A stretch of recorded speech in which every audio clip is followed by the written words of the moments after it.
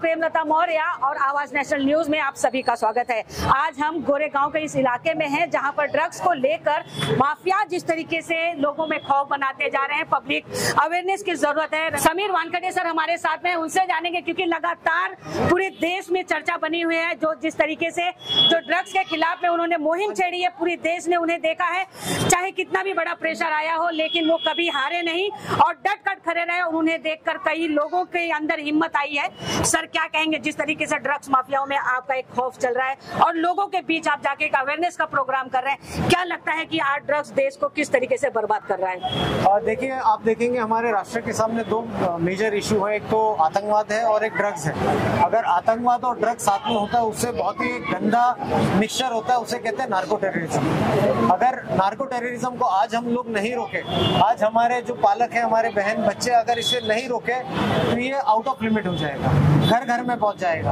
आप भी जानते हैं, हम सब जानते हैं कि ये ड्रग लॉबी जो हमारे राष्ट्र के शत्रु हैं, ये लोग किस तरीके से बच्चों को इसकी हैबिट दिला रहे हैं और राष्ट्र को खोखला बना रहे हैं। तो इसी पहल में हमारी छोटी सी मुहिम है कि महाराष्ट्र में हर जिले में, अगर मुंबई है तो हर बस्ती में वहां पर जाके पालकों से बात करें, उनको ड्रग्स के दुष्परिणाम के बारे में बताएं और ये जो ड्रग लॉबी है, ड्रग माफिया है, उनको हम हमारे शहर से, हमारे महाराष्ट्र से, हमारे भारत से खदेड़ के बाहर निकालें। समीर सर, मैंने भी कम से कम 5 से 6 साल हुआ है, मैंने भी ड्रग्स के खिलाफ एक मुहिम छेड़ा है। उसके पीछे हम कार्य कर रहे हैं। कॉलेज और स्कूल के बाहर ऐसे बहुत से लोगों को देखा जाता है जो बच्चों को झांसे में लाने की कोशिश करते हैं। तो ऐसे लोगों पर किस तरीके से लगाम लगानी चाहिए? ऐसे लोगों को देखिए, बहुत सारी एजेंसीज भी काम कार्यक्षम है।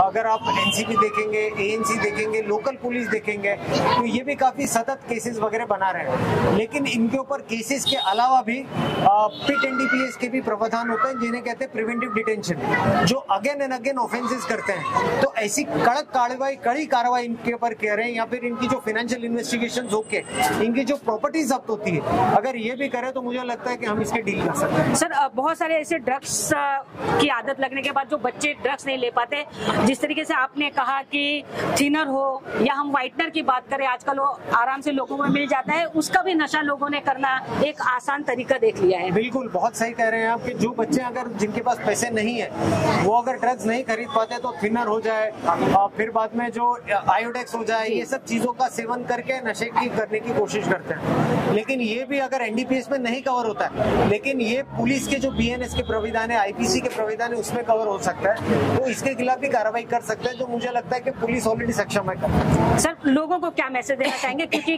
खास करके यूथ जो है अब आपके साथ जुड़ता जा रहा है, कहीं ना कहीं लोगों की नजर आप पर रहती है? मैं यही कहना चाहूंगा, दो चीजें कहना चाहूंगा कि say no to drugs and yes to life. हमारे शरीर को एक मंदिर की तरह पावन होता है, उसको वैसे ही पावन, जैसे हम मंदिर को स्वच्छ रखते हैं वैसे शरीर को भी स्वच्छ रखें। और ड्रग पेडलर, ड्रग सप्लायर से डरे ना, उसका डट के मुकाबला करे और उसको हमारे राष्ट्र से खदेड़े। जी, रश्मि मैम जिस तरीके से कार्य करी, सर उनका कितना सपोर्ट करेंगे आप, क्योंकि यूथ जो है अभी आपके सामने उन्होंने कहा है कि मैम आप आगे बढ़िए, हम आपके साथ हैं और इस सारी मुहिम से लोगों को बाहर निकालना है, खास करके जिस तरीके से ड्रग्स बच्चों को घेरता जा रहा है। रश्मि मैडम, जो देख रहा हूँ मैं कि 2-3 साल से जुड़े हुए हैं हमारे साथ में, हमारे नशा मुहिम के साथ में, तो मैं ये कहना चाहूंगा उनको कि अच्छी पहल कर रहे हैं, ऐसी सतत ऐसी करते रहे, हर हफ्ते कार्यक्रम करते रहे झोपड़पट्टी रिहायशी इलाकों में, सो दैट हम सब मिलकर काम करें। सर, ठाकरे सर भी उनसे जानेंगे। सर, जिस तरीके से कई सारे इलाकों में आपने भी काम किया और अब गोरेगांव के लोगों की नजर आप पर है कि अब ठाकरे सर यहाँ पर आए हैं तो कुछ बड़ा होगा। यस, बात बड़े छोटे की नहीं है, सब काम बराबर के होते हैं। हम इस समाज से आए, हमारे सामने हम समाज नष्ट नहीं होना देना चाहते। हमारे प्राइम मिनिस्टर, हमारा देश जिससे जूझ रहा है, नई पीढ़ी बर्बाद नहीं होना चाहिए। ये संपत्ति देश की है, इसलिए समीर सर तो मेरा आइडल ही है। मैं जब सुनता था, पढ़ता था, जब देहात में था, अभी बाहर से आया हूँ, अभी 15 दिन हो गए, लेकिन ये जो प्रॉब्लम है जो मैंने आती ही शुरुआत की है मेरे पोल्यूशन में कि कोई पब्लिक डरे ना, बिंदास आइए, सबका मेरा नंबर वायरल है सबके पास। ये सामाजिक काम है और देश के हित में काम है, इसके लिए मैं हमेशा सबके साथ रहूंगा। जी, सर ने एक बात कही चाहिए कि कोई भी पुलिस स्टेशन हो, घबराने की बात नहीं, आप उनके पास आइए और डायरेक्ट कांटेक्ट करेंगे।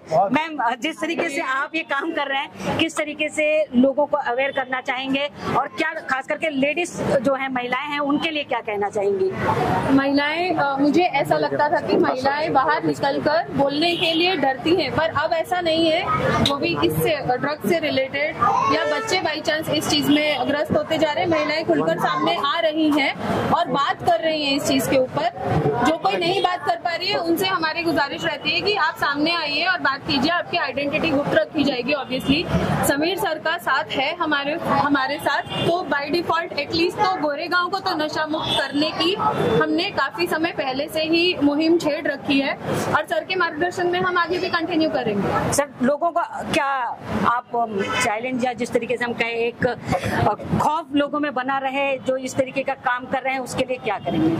खौफ तो नहीं, अवेयरनेस कर रहे हैं। खौफ ये शब्द ठीक नहीं होगा, बिकॉज जो बेच रहे हैं, जो ड्रग का सेवन करता है, तो उन्हें हम बेसिकली दे आर इल, उनको सहायता की जरूरत है। लेकिन जो बेचने वाले, उनके गर्दन काल यहाँ पर मौजूद है अभी, तो उनको इन्होंने ऑलरेडी चेतावनी, सीनियर पीएस साहब ने दे चुके हैं चेतावनी, तो ये सावधान रहे। इनके साथ में पब्लिक भी आपके पीछे है। जी बिल्कुल, पुलिस के साथ साथ में लोगों का भी साथ बहुत जरूरी है, क्योंकि घर में अगर एक भी कोई ड्रग पेडल बन जाता है तो उससे पूरा घर डिस्टर्ब हो जाता है। लेकिन साथ ही परिवार को भी उनका साथ देना चाहिए इन सारी चीजों से बाहर निकालने के लिए। प्रेमलता मौर्य की रिपोर्ट, गोरेगांव, मुंबई।